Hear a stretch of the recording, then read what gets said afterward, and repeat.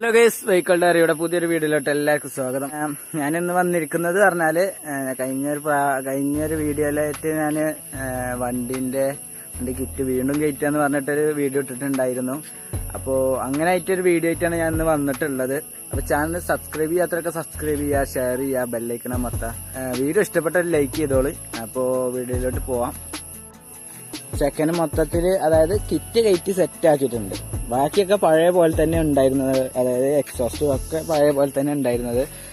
ഇപ്പൊ കിറ്റ് കയറ്റി സെറ്റ് ആക്കിയത് എന്ന് പറഞ്ഞാല് ആനൽ ബാർ ഒരു മാറ്റം വരുത്തിയിട്ടില്ല. നേക്കഡ് ടൈപ്പ് തന്നെ എപ്പോഴും കിടക്കണ്. അതുകൊണ്ട് ഒരുപാട് പേര് പറഞ്ഞു വണ്ടി നല്ല രീതിയിൽ തന്നെ വലിപ്പം തോന്നിക്കുന്നുണ്ട് നേക്കഡ് ടൈപ്പില് ആനൽ സെറ്റ് ചെയ്തിട്ടല്ല ഓൾറെഡി ഇല്ലതാണ്. പിന്നെ ഇതിന്റെ മുമ്പ് അതായത് ഇപ്പൊ ഇങ്ങോട്ട് കേറി വരുന്നതിന്റെ ടൈമിൽ ഒരു ഓഫ് റോഡ് അടിച്ചിട്ടുണ്ടായിരുന്നു. അപ്പൊ നിങ്ങൾ എന്തായാലും ആ വീഡിയോ ഒന്ന് കണ്ടിട്ട് വാ.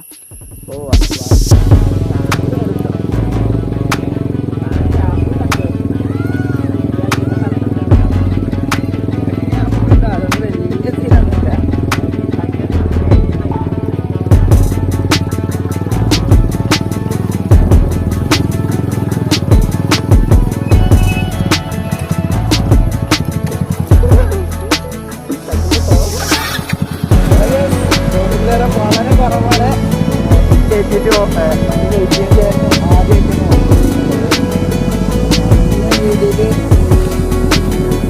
അടി തട്ടി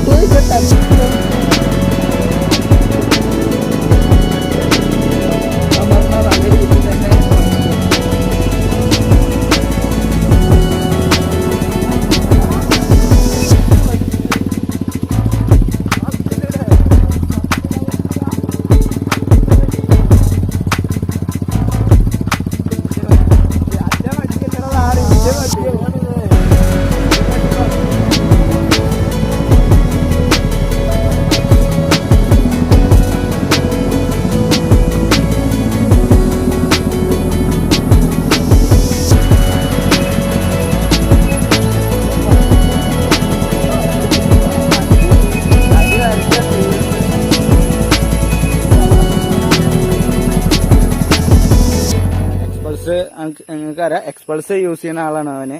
അപ്പോ എക്സ്പൾസില് ഓഫ് റോഡ് വണ്ടിയില് മിക്കവാറും ഒരു സെക്കൻഡ് ഗിയറിലൊക്കെ നല്ല രീതിയിൽ തന്നെ വണ്ടി കയറും. എന്നാലേ ഉള്ളൂ കുറച്ച് സ്പീഡൊക്കെ കിട്ടുക അവൻ പറഞ്ഞത്. കാരണം അവന്റെ ഒരു എക്സ്പീരിയൻസ് ആണ് ഇതുമോ നോക്കിയിട്ടുള്ളത്. കാരണം അവൻ ഓഫ് റോഡ് കയറിയിട്ട് എക്സ്പീരിയൻസ് ഇല്ലതാണ്. അതാണ് അവന്റെ അടുത്ത് ഞാൻ വണ്ടി കൊടുത്തത്.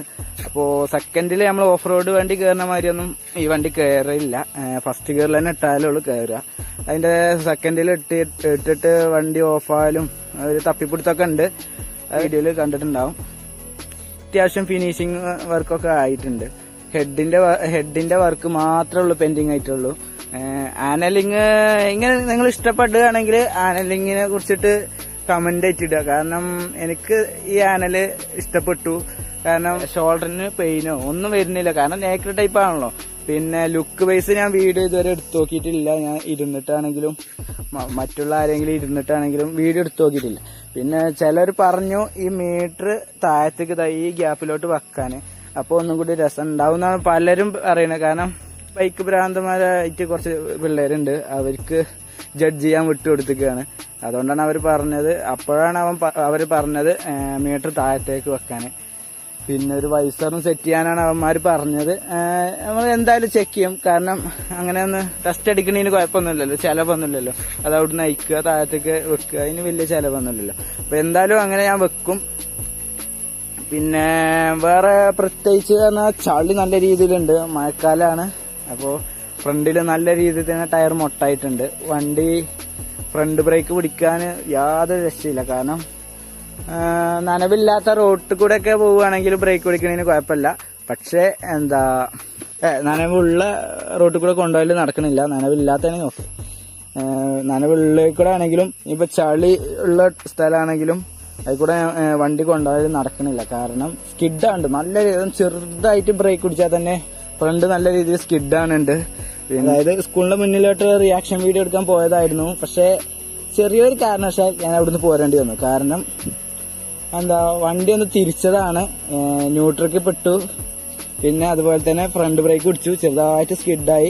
ഇടത്തെ സൈഡിലോട്ടാണ് ഞാൻ കൺട്രോൾ കൊടുത്തിരുന്നത്. പക്ഷെ വലത്തെ സൈഡിലോട്ട് വണ്ടി ഒന്ന് ചെരിഞ്ഞു. എനിക്ക് തീരെ കൺട്രോൾ കിട്ടിയില്ല. വീണില്ല വണ്ടി. എനിക്ക് താങ്ങാൻ കഴിഞ്ഞു.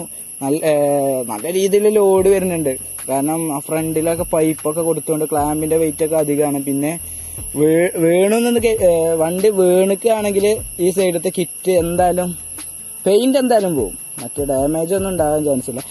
പെയിന്റ് എന്തായാലും നല്ല രീതിയിൽ തന്നെ പോയിട്ടുണ്ടാവും. എന്നാൽ തന്നെ കിറ്റിന്റെ ഈ ഭാഗത്തൊക്കെ ഏകദേശം സ്ക്രാച്ച് വന്നിട്ടുണ്ട്. അത് ഞാൻ എടുത്തു വെച്ച സ്ഥലം ശരിയല്ലാത്തതുകൊണ്ടാണ്. ഈ ഭാഗത്തും അതുപോലെ. പക്ഷെ അങ്ങനെ പെട്ടെന്നൊന്നും തിരിച്ചറിയില്ല സ്ക്രാച്ച്. എന്നാലും ഇനിയിപ്പോ ഞാൻ നേക്കുലർ ടൈപ്പിലാക്കുമ്പോഴും ഇൻഡിക്കേറ്റർ സെറ്റ് ചെയ്യണം. പിന്നെ ബാക്കിൽ നിന്ന് നോക്കുമ്പോൾ എല്ലാവരും അടിപൊളിയാണെന്നാ പറഞ്ഞിട്ടുള്ളത്. ബാക്കിൽ നിന്ന് ചില പൊസിഷനിൽ നോക്കുമ്പോഴാണ് വണ്ടി അടിപൊളി ലുക്കായിട്ട്.